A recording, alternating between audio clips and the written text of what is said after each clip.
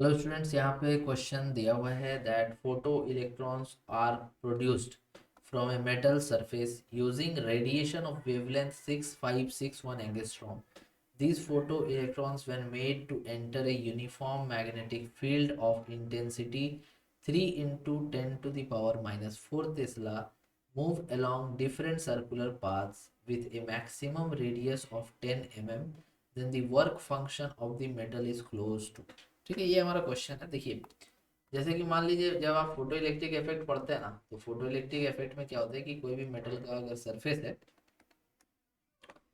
ठीक है, इस मेटल पे कुछ एनर्जी के अगर आप फोटो इलेक्ट्रॉन्स बनाना चाहते हो, ठीक है, तो कुछ लाइट मान लो इंसिडेंट कराते हो जिसकी एनर्जी ई है, ठीक है. तो इसका जो एनर्जी है ये कुछ यूटिलाइज हो जाता है इसमें से इलेक्ट्रॉन्स को, फोटो इलेक्ट्रॉन्स को बाहर निकालने में. दैट मीन्स उसको वर्क फंक्शन हम लोग कहते हैं. और जो फोटो इलेक्ट्रॉन्स बाहर निकलते हैं वो कुछ काइनेटिक एनर्जी होती है उनके पास, ठीक है, मैक्सिमम कुछ काइनेटिक एनर्जी होती है, वो भी इस एनर्जी से हमें मिलता है. मतलब ये जो एनर्जी इंसिडेंट होती है, ये एनर्जी इंसिडेंट किस में यूटिलाइज हो जाता है, एक तो निकालने में और एक चलाने में. निकालने में मतलब कि phi work function, and kinetic energy जो देते हैं, जिस एनर्जी से वो निकलते हैं, जिस काइनेटिक एनर्जी से इलेक्ट्रॉन्स वहां से निकलते हैं. ओके, तो इस केस में जो ई होती है ना, ई की वैल्यू होती है एच सी अपॉन लेमडा. ठीक है, एच सी अपॉन लेमडा, जिसमें कि एच सी की वैल्यू हम लोग लिखते हैं 12,400 और लेमडा रहेगा एंगस्ट्रॉम में. ठीक है, और ये यूनिट आपको मिलेगा इलेक्ट्रॉन वोल्ट में. ठीक है, ये आपको याद रखना पड़ेगा दैट एच सी की वैल्यू 12,400 और अपॉन लेमडा किस में रहेगा, एंगस्ट्रॉम में, और ये जो यूनिट आपको मिलेगी इसकी सॉल्व करने के बाद ये इलेक्ट्रॉन वोल्ट होगा. तो ई तो आप यहाँ से निकाल लोगे बिकॉज लेमडा क्वेश्चन में गिवन है दैट 6561 एंगस्ट्रॉम दिया हुआ है, तो आप ई आराम से यहाँ से निकाल लोगे. चलो ठीक है. अब फाई वर्क फंक्शन है वो हमें कैलकुलेट करना है, तो हमें काइनेटिक एनर्जी तो पता होनी चाहिए ना. तो काइनेटिक एनर्जी कैसे निकालेंगे, देखिए काइनेटिक एनर्जी निकालने का फॉर्मूला होता है हाफ एम वी स्क्वायर. अब यहाँ पर मास तो आप इलेक्ट्रॉन की जो मास होती है वो लिख दोगे, बट वी कैसे आएगा, तो वी देखिए कैसे आएगा.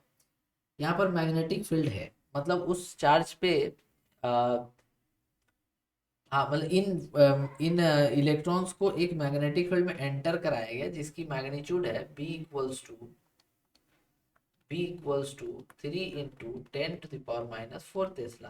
तो कुछ स्पीड होगा, जिस स्पीड से एंटर करेंगे तो उस पर फोर्स लगेगा. कितना फोर्स लगेगा, Q V P. Path circular है, सो ये जो फोर्स है ये उस पर लगेगा, क्यू वी बी फोर्स जो है लगेगा. ठीक है, और सर्कुलर पाथ वो बनाएंगे जो फोटो इलेक्ट्रॉन्स जाएंगे मैग्नेटिक फील्ड के अंदर, तो पाथ सर्कुलर बनाएंगे तो सेंटर की तरफ एक फोर्स लगेगा जिसे सेंट्रीपिटल फोर्स कहते हैं, और सेंटर के बाहर जो फोर्स लगेगा M V square by R उसे सेंट्रीफ्यूगल फोर्स हम लोग कहते हैं. दैट मीन्स कि ये जो फोर्स होगा M V square upon R centrifugal equals to centripetal. तो इससे आपको पता चलेगा v equals to Q B R by M. समझ गए, इससे आपको v मिल जाएगा. तो यहाँ रख दीजिए. So half into mass into V square that is Q square B square R square by M square. ये आपको मिल जाएगा काइनेटिक एनर्जी. इसको हम लोग वैल्यूज रख के सॉल्व करेंगे.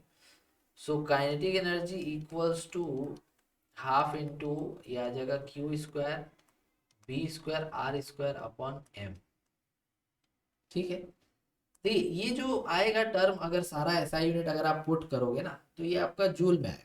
लेकिन हमें जूल में नहीं चाहिए बिकॉज यहाँ पर हमने जो निकाली थी ना ई की वैल्यू, ई की वैल्यू हमने निकाली थी ना इलेक्ट्रॉन वोल्ट में. ये ई इलेक्ट्रॉन वोल्ट में था, तो इसको भी हम लोग इलेक्ट्रॉन वोल्ट में ही लिखेंगे ताकि हमारा आंसर जो है वो भी इलेक्ट्रॉन वोल्ट में आएगा. तो अगर किसी भी जूल को अगर आप इलेक्ट्रॉन वोल्ट में चेंज करना चाहते हो तो उसको डिवाइड करना होता है चार्ज से. किस चार्ज से, चार्ज ऑफ वन इलेक्ट्रॉन.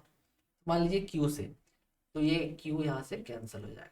तो ये आएगा Q B square R square upon 2m electron volt. ठीक है, ये सारे एसआई में आप रख सकते हो क्योंकि उसको पहले हमने चार्ज से डिवाइड कर दिया. चलिए ठीक है, बहुत अच्छा. तो kinetic energy equals to charge, charge of one electron कितना होता है 1.6 into 10 to the power minus 19. चलिए ओके. मैग्नेटिक फील्ड 3 इंटू 10⁻⁻4 यहाँ पे गिवन है, ठीक है। आर स्क्वायर 5 सेंटीमीटर था ना, देखिए रेडियस वहाँ लिखा हुआ था, ध्यान रखिएगा, सॉरी रेडियस 10 mm है। तो रेडियस अगर हमारा 10 mm है तो आप जानते हो दैट कि उसकी वैल्यू 10 इंटू 10⁻³ मीटर हो जाएगी। सो 10 इंटू 10⁻³ मीटर स्क्वायर बी की square upon 2m, 2 into mass of one electron होता है 9.1 इंटू 10⁻31। ये किस में आएगा, इलेक्ट्रॉन वोल्ट में, ठीक है। चलिए अब इसको सॉल्व करना है। तो अगर इसको सॉल्व करना है तो आप आराम से इजीली कर सकते हो, कोई बहुत बड़ा बात नहीं, मैं वो भी बता दूं। देखो 1.6 मल्टीप्लाई करो 3 से, और उसको फिर से 3 से मल्टीप्लाई करो क्योंकि स्क्वायर है, फिर उसको 100 से मल्टीप्लाई करो, फिर उसको डिवाइड करो 2 से, फिर उसको डिवाइड करो 9.1 से, तो ये आएगा 79.12। अब सारे जो जीरो वाले हैं, जैसे -19, और यहाँ से आएगा, ये तो -19 हो जाएगा, ये -19 है ना यहाँ पे, और ये हो जाएगा 8, और ये हो जाएगा 6। तो सारे ऐड हो जाएंगे 19, 6 और 8, 33। तो ये बन जाएंगे 10⁻⁻33। और उसके बाद देखो यहाँ नीचे से आएगा 10⁻31 हो जाएगा plus. So 79.12 into 10⁻⁻2 that is equals to 0.7912 electron volt. हो तो गया, तो हमारा जो काम है वो हो चुका है। अब हम यहाँ वैल्यूज पुट करते हैं। सो फाई इक्वल टू हो जाएगा E minus kinetic energy maximum. तो E कितना है, E है निकाल लेते हैं। So E equal to 12,400 divided by lambda 6561, 1.89 electron volt. So 1.89 electron volt minus वो कितना है 0.7912। सो 0.79 ही रहने देते हैं। सो 1.89 माइनस 0.79, ये 1.1 इलेक्ट्रॉन वोल्ट हमारा वर्क फंक्शन हो जाएगा, ठीक है। तो ये तुम्हारा ऑप्शन यहाँ दिख रहा होगा डी, ठीक है। आई होप आपको क्वेश्चन समझ में आ गया होगा।